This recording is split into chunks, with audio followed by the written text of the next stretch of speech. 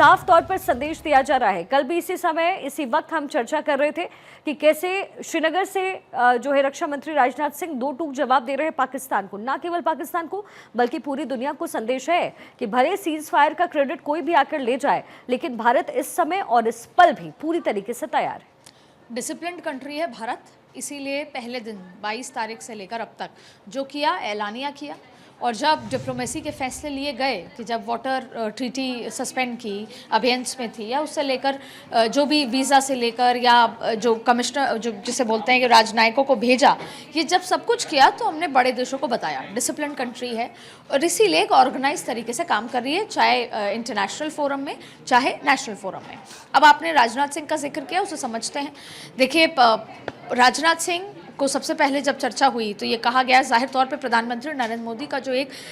X factor है, जो सबसे महत्वपूर्ण है, वो ये है कि वो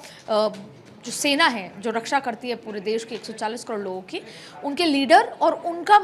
जो जिसे बोलते हैं इरादे और उनको मोटिवेशन देने में आज से नहीं, पिछले 11 साल में आपने देखा होगा कि दिवाली वहाँ पर मनाना, और फिर जब ऐसी ऐसी स्थिति आई तो जैसे अपना जब चुनाव जीत के आते हैं तो क्रेडिट कार्यकर्ता को दे देते हैं, वैसे ही जब युद्ध में इतने जिस तरीके से काम होता है अभी हुआ, या हमने पहले भी तमाम तरीके के एयर स्ट्राइक करी और सर्जिकल स्ट्राइक करी, हर बार वो क्रेडिट देश की जो है आर्मी को देते हैं, जवानों को देते हैं। तो आपने देखा कि सबसे पहले तो देश को संबोधित करके सब कुछ बताया, उसके बाद फिर वो आदमपुर एयरबेस स्टेशन पहुंचे और उससे पहले उन्होंने राजनाथ सिंह को कहा कि बॉर्डर इलाकों में आपको जाना है। राजनाथ सिंह कल जम्मू कश्मीर पहुंचे, वहां पर सबका मनोबल बढ़ाया, उन सबके साहस को